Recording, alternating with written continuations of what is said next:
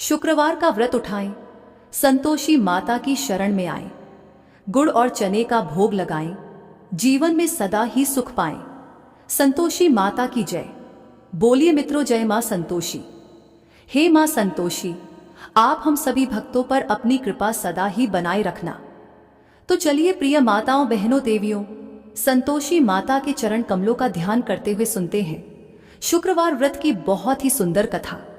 प्राचीन समय की बात है। एक गांव में एक बुढ़िया रहा करती थी। उस बुढ़िया के 7 पुत्र थे। 6 कमाने वाले थे और एक पुत्र कमाता नहीं था। उसके 7 बेटों की शादी हो चुकी थी और सबसे छोटे वाले बेटे की शादी एक अति गुणवान और सुशील कन्या के साथ संपन्न हुई थी। बुढ़िया अपने 6 बहुओं बेटों को बहुत प्यार करती थी, लेकिन अपने 7वें पुत्र का विवाह होने के बाद अपनी सबसे छोटी बहू से घर के सारे काम करवाती, पर उसे ठीक से खाना भी नहीं देती थी। यह सब बुढ़िया का 7वां बेटा देखता, पर अपनी मां से कुछ भी नहीं कह पाता था, जिस कारण उसकी बहू दिन भर काम में लगी रहती थी। वो उपले थापती, रोटी रसोई करती, बर्तन साफ करती, कपड़े धोती और इसी में उसका सारा समय बीत जाता था। बुढ़िया भी अपने 6 बेटों की रसोई बनाती और उन्हें अच्छा भोजन कराती, और पीछे से जो कुछ जूठन बचता सो 7वें बेटे को उठाकर दे देती थी। बुढ़िया का 7वां बेटा बड़ा ही भोला भाला था। वो अपने मन में किसी भी प्रकार का कोई गलत विचार नहीं करता था। एक दिन वो लड़का अपनी बहू से बोला, देखो प्रिया, मेरी माता का मुझ पर कितना प्यार है। ये सुनकर उसकी पत्नी बोली, क्यों नहीं, आपकी माता का आप पर बहुत प्यार है कि सबका बचा हुआ जूठन तुमको खिलाती है। वह बोला, भला ऐसा भी कहीं हो सकता है? मेरी माँ ऐसा कभी नहीं कर सकती। मैं जब तक आंखों से न देखूं, मैं मान ही नहीं सकता। बहू ने कहा, तुम खुद देख लोगे तब तो मानोगे। और ऐसे ही कुछ दिन बाद एक बड़ा त्योहार आया। बुढ़िया के घर में 7 प्रकार के भोजन और चूरमा के लड्डू बनाए गए। बुढ़िया का 7वां बेटा अपनी पत्नी की बात को जांचने के लिए सिर दर्द का बहाना करने लगा और एक पतला कपड़ा सिर पर ओढ़कर रसोई घर के पास ही लेट गया। अब तो लड़का कपड़े में से सब देखता रहा कि आखिर क्या हो रहा है। जब 6 भाई भोजन करने आए तो उसने देखा कि मां ने उनके लिए सुंदर सुंदर आसन बिछाए हैं, 7 प्रकार की रसोई परोसी है और हर बेटे को आग्रह करके जिमाती है कि खा ले बेटा। 7वां बेटा कपड़े के पीछे ये सब देख रहा था। 6 भाई भोजन करके उठे तब बुढ़िया ने उनकी झूठी थालियों में से लड्डुओं के टुकड़ों को उठाया और एक लड्डू बना दिया। जूठन साफ कर बुढ़िया ने 7वें बेटे को पुकारा कि उठो बेटा, 6 भाई भोजन कर गए, अब तू ही बाकी है, उठना कब खाएगा? यह सब देखकर 7वां बेटा कहने लगा, मां मुझे भोजन नहीं करना, मैं धन कमाने के लिए परदेश जा रहा हूं। मां को बेटे की बात पसंद आ गई कि बेटा परदेश जाएगा तो बहुत सारा धन कमा कर लाएगा। बुढ़िया ने अपने बेटे को जाने की आज्ञा दे दी और कहा कि कल जाता हो तो आज ही जा। वह बोला, हाँ हाँ, आज ही जा रहा हूं। यह कहकर वह घर से निकल गया। चलते समय उसे अपनी पत्नी की याद आई। वह गौशाला में उपले थाप रही थी। वहीं पर जाकर वो अपनी पत्नी से बोला, हम जावे हैं परदेश को, आगे सो कुछ काल, तुम रहियो संतोष से, धर्म आपनो पाल। वह बोली, जाओ पिया आनंद से, हमरु सोच हटाए, राम भरोसे हम रहे, ईश्वर तुम्हें सहाय। पत्नी बोली, देय निशानी आपनी, देख धरू मैं धीर, सुधि हमरी मति बिसारियो, रखियो मन गंभीर। वो बोला कि मेरे पास तुम्हें देने के लिए तो कुछ भी नहीं है, बस यह एक अंगूठी है, सो ले लो और अपनी कुछ निशानी मुझे भी दे दो। वह बोली, मेरे पास आपको देने के लिए क्या है? इतना कहकर वह पति के चरणों में गिरकर रोने लगी। इससे पति के जूतों पर गोबर से सने हाथों से छाप बन गई। वह घर से चल दिया और कई दिनों तक चलता रहा और चलते चलते वो एक दूर देश में जा पहुंचा। वहां पर एक बड़े साहूकार की दुकान थी। वहां जाकर वो कहने लगा, सेठ जी, मुझे धन की बहुत आवश्यकता है, मुझे आप नौकरी पर रख लो। साहूकार को भी काम के लिए एक व्यक्ति की जरूरत थी, तो वह बोला कि ठीक है, रह जाओ। लड़के ने पूछा कि साहूकार जी वेतन क्या दोगे? साहूकार ने कहा, तुम्हारा काम देखकर दाम मिलेंगे। और ऐसा कहकर उसको साहूकार के यहाँ नौकरी मिल गई। वह रोज सवेरे 7 बजे से रात तक सेठ के पास नौकरी करने लगा। कुछ ही दिनों में वो लड़का दुकान का सारा लेन देन, हिसाब किताब, ग्राहकों को माल बेचना, सारा काम करने लगा। साहूकार के 7 से 8 नौकर थे। वे सब चक्कर खाने लगे कि यह तो बहुत होशियार बन गया है। सेठ ने भी लड़के का काम देखा और 3 महीने में ही उसे आधे मुनाफे का साझीदार बना लिया। इसी प्रकार से समय बीता और वह लड़का 12 वर्ष में ही नामी सेठ बन गया। अब तो मालिक सारा कारोबार उस पर छोड़कर बाहर चला गया। संतोषी माता व्रत कथा के अनुसार अब बहू पर क्या क्या बीत रही है सो आप सुनो। बेटे के जाने के बाद सास अपनी बहू को बहुत दुख देने लगी। सास सारी गृहस्थी का काम करवाकर बहू को लकड़ी लेने जंगल में भेज देती। इस बीच घर की रोटियों के आटे से जो भूसी निकलती उसकी रोटी बनाकर रख दी जाती और फूटे नारियल के खोपरे में पानी पीने के लिए दिया जाता। और इस तरह उस दुखियारी के दिन बीत रहे थे। पति के जाने बाद बहू पर सास के अत्याचार धीरे धीरे और ज्यादा बढ़ते चले गए। एक दिन बहू इस सब से दुखी होकर मंदिर चली गई। वहां उसने देखा कि बहुत सी स्त्रियां कोई पूजा कर रही थी। उसने स्त्रियों से उस व्रत के बारे में जानकारी ली तो वे बोली कि हम संतोषी माता का व्रत कर रही हैं। इससे जीवन के सभी प्रकार के कष्टों का नाश होता है और जीवन में सुख समृद्धि आती है। निपुत्र को पुत्र मिलता है, प्रीतम बाहर गया हो तो जल्दी अपने घर को आता है, कुंवारी कन्या को मनपसंद वर मिलता है, सब तरह की सुख शांति प्राप्त होती है और जो कुछ मन में कामना हो वे सब इस संतोषी माता की कृपा से पूरी हो जाती है। उन स्त्रियों ने उसे बताया कि शुक्रवार को नहा धोकर एक लोटे में शुद्ध जल ले, गुड़ चने का प्रसाद बना लेना तथा सच्चे मन से मां का पूजन करना। हर शुक्रवार को निराहार रहे, संतोषी मां की कथा कहना सुनना। इसके बीच व्रत का क्रम टूटे नहीं, सो लगातार इस नियम का पालन करना।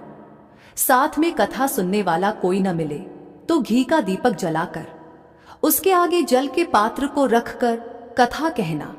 जब तक कार्य सिद्ध न हो नियम पालन करना और कार्य सिद्ध हो जाने पर ही व्रत का उद्यापन करना। 3 मास में माता व्रत का फल पूरा करती है। यदि किसी के खोटे ग्रह हो तो भी माता 1 वर्ष में अवश्य कार्य को सिद्ध करती हैं। इसलिए कार्य सिद्ध होने पर ही उद्यापन करना चाहिए, बीच में नहीं। उद्यापन में 2.5 सेर आटे का खाजा तथा इसी परिमाण से खीर तथा चने का साग तैयार करना। 8 लड़कों को भोजन कराना। जहां तक मिले देवर जेठ, भाई बंधु, कुटुंब के लड़के लेना। न मिले तो रिश्तेदारों और पड़ोसियों के लड़के बुलाना, उन्हें भोजन कराना, यथाशक्ति दक्षिणा देना और माता का व्रत पूरा करना। इस दिन खटाई भूलकर भी मत खाना और न ही किसी को खाने को देना और दिन में 1 वक्त भोजन करना। उन महिलाओं से व्रत का सारा विधान सुनकर अब तो बहू हर शुक्रवार को पूरी सच्ची श्रद्धा से संतोषी माता का व्रत करने लगी। संतोषी माता की कृपा से कुछ ही दिनों के बाद उसे अपने पति का पत्र मिला, साथ ही पति के भेजे हुए पैसे भी आ गए। यह सब देखकर जेठानी मुंह सिकोड़ने लगी और बोली, इतने दिनों में पैसा आया, इसमें क्या बड़ाई है। लड़के ताने देने लगे। काकी के पास अब पत्र आने लगे, रुपया आने लगा। अब तो काकी की खातिर बढ़ेगी। अब तो काकी बुलाने से भी नहीं बोलेगी। बेचारी सरलता से कहती, भैया पत्र आवे, रुपया आवे तो हम सबके लिए अच्छा है। ऐसा कहकर आंखों में आंसू भरकर संतोषी माता के मंदिर में आकर मातेश्वरी के चरणों में गिरकर रोने लगी और बोली कि माँ, मैंने तुमसे पैसा नहीं मांगा, मुझे पैसे से क्या काम है, मुझे तो अपने सुहाग से काम है। मैं तो अपने स्वामी के दर्शन और सेवा मांगती हूं। तब माता ने प्रसन्न होकर कहा, जा बेटी, तेरा स्वामी बहुत जल्दी तेरे पास आएगा। यह सुनकर वह खुशी से बावली हो गई और घर में जा काम करने लगी। अब संतोषी माँ विचार करने लगी कि इस भोली भाली पुत्री से मैंने कह तो दिया तेरा पति आएगा, पर कहां से। वह तो स्वप्न में भी इसे याद नहीं करता। उसे याद दिलाने मुझे जाना पड़ेगा। इस तरह माता बुढ़िया के बेटे के पास स्वप्न में प्रकट होकर कहने लगी, साहूकार के बेटे, सोता है या जागता है? वह बोला, माता सोता भी नहीं हूं, जागता भी नहीं हूं, बीच में ही हूं, कहो क्या आज्ञा है? माँ कहने लगी, तेरा घर बार कुछ है या नहीं? वह बोला, मेरा सब कुछ है माता, माँ बाप भाई बहन बहू, क्या कमी है? माँ बोली, पुत्र, तेरी स्त्री घोर कष्ट उठा रही है, माँ बाप उसे दुख दे रहे हैं, वह तेरे लिए तरस रही है, तू उसकी सुधि ले। वह बोला, हाँ माता, यह तो मुझे मालूम है, परंतु मैं जाऊं तो जाऊं कैसे? परदेश की बात है, लेन देन का कोई हिसाब नहीं, कोई जाने का रास्ता नजर नहीं आता, मैं कैसे चला जाऊं? माँ कहने लगी, मेरी बात मान, सवेरे नहा धोकर संतोषी माता का नाम ले और एक घी का दीपक जला, दंडवत होकर दुकान पर जाकर बैठना। देखते ही देखते तेरा लेन देन सब चुकता हो जाएगा, जमा माल बिक जाएगा, सांझ होते होते धन का ढेर लग जाएगा।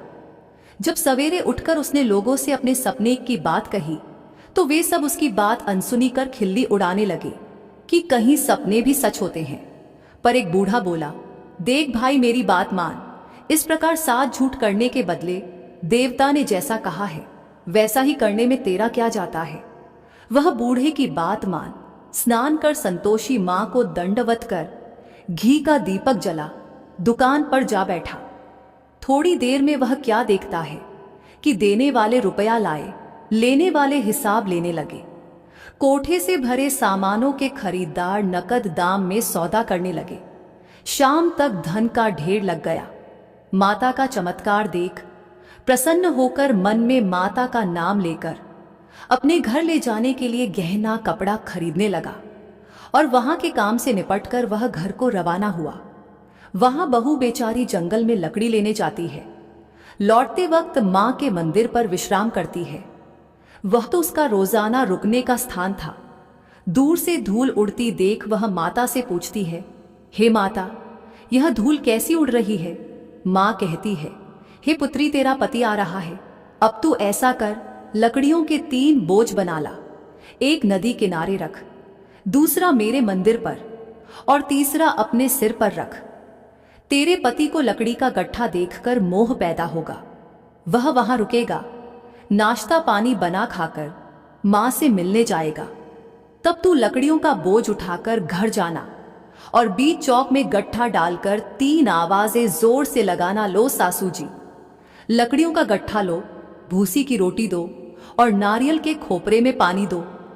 आज कौन मेहमान आया है? माता की बात सुन। बहू बहुत अच्छा माता कहकर प्रसन्न होकर लकड़ियों के 3 गढ़े ले आई। एक नदी तट पर, एक माता के मंदिर पर रखा और एक सिर पर रखा। इतने में ही वहां एक मुसाफिर आ पहुंचा। सूखी लकड़ी देख उसकी इच्छा हुई कि अब यहीं विश्राम करे और भोजन बना खाकर गांव जाए। और इस प्रकार भोजन बना विश्राम कर वह गांव को गया। वो घर में सबसे प्रेम से मिला और उसी समय बहू सिर पर लकड़ी का गट्ठा लिए घर में आती है। लकड़ी का भारी बोझ आंगन में डाल जोर से 3 आवाज देती है, लो सासू जी, लकड़ी का गट्ठा लो, भूसी की रोटी दो, नारियल के खोपरे में पानी दो। यह सुनकर सास बाहर आ गई। अपने दिए हुए कष्टों को भुलाते हुए कहती है, बहू ऐसा क्यों कहती है? तेरा मालिक, तेरा पति आया है, आ बैठ, मीठा भात खा, भोजन कर, कपड़े गहने पहन।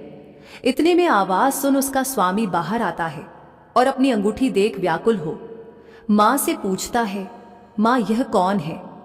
मां कहती है, बेटा ये तेरी बहू है, आज 12 वर्ष हो गए तू जब से गया है, तब से सारे गांव में जानवर की तरह भटकती फिरती है, काम काज घर का कुछ करती नहीं, 4 समय आकर खा जाती है।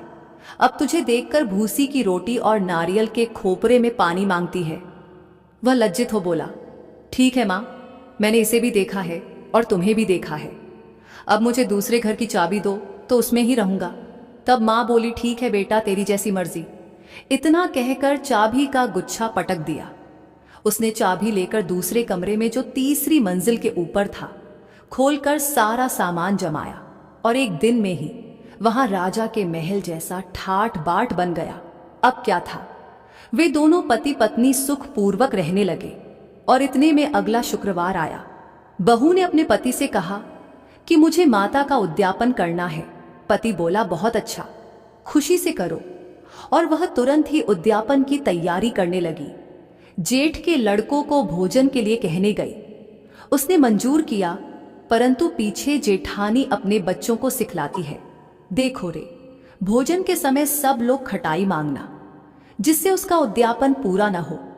लड़के जीमने आए, खीर पेट भरकर खाई, परंतु याद आते ही कहने लगे, हमें कुछ खटाई दो, खीर खाना हमें भाता नहीं, देखकर अरुचि होती है।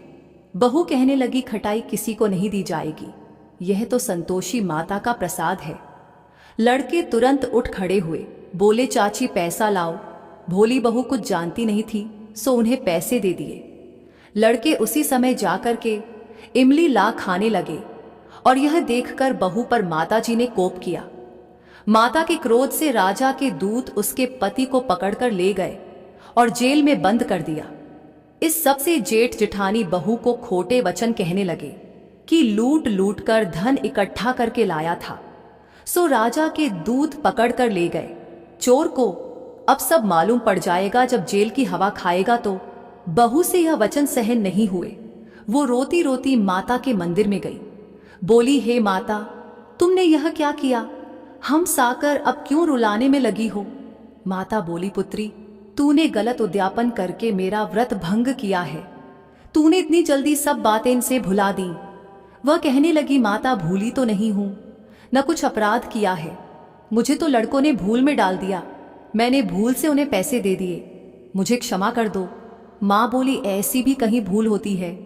वह बोली, माँ, मुझे माफ कर दो, मैं फिर तुम्हारा उद्यापन करूंगी। माँ बोली, ठीक है, पर अब भूल मत करना। वह बोली, अब नहीं होगी। माँ बोली, जा पुत्री, तेरा पति तुझे रास्ते में ही आता मिलेगा। और वह घर को चल दी। राह में पति आता मिला तो उसने पूछा, तुम कहाँ गए थे? तब वह कहने लगा, इतना धन कमाया है, उसका कर राजा ने मांगा था, वही भरने गया था। वह प्रसन्न होकर बोली, भला हुआ, अब घर चलो। कुछ दिन बाद फिर शुक्रवार आया। वह बोली, मुझे माता का उद्यापन करना है। पति ने कहा, ठीक है, करो। वह फिर जेठ के लड़कों से भोजन करने को कहने गई तो जेठानी ने एक दो बातें सुनाई और लड़कों को सिखा दिया कि तुम पहले ही खटाई मांगना। लड़के कहने जगह, हमें खीर नहीं खाना, जी बिगड़ता है, कुछ खटाई खाने को देना। वह बोली, खटाई खाने को नहीं मिलेगी, आना हो तो आओ। और ऐसे वह ब्राह्मणों के लड़के बुलाकर भोजन कराने लगी। यथाशक्ति दक्षिणा की जगह एक एक फल उन्हें दिया और इससे संतोषी माता प्रसन्न हुई। माता की कृपा होते ही 9वें मास उसको चंद्रमा के समान सुंदर पुत्र प्राप्त हुआ। वो पुत्र को लेकर प्रतिदिन माता जी के मंदिर में जाने लगी। माँ ने सोचा कि यह रोज आती है, आज क्यों ना मैं ही इसके घर चलूं, इसका आसरा देखूं तो सही। यह विचार कर माता ने भयानक रूप बनाया। गुड़ और चने से सना मुख, ऊपर सूंड के समान होठ, उस पर मक्खियां भिन भिना रही थीं।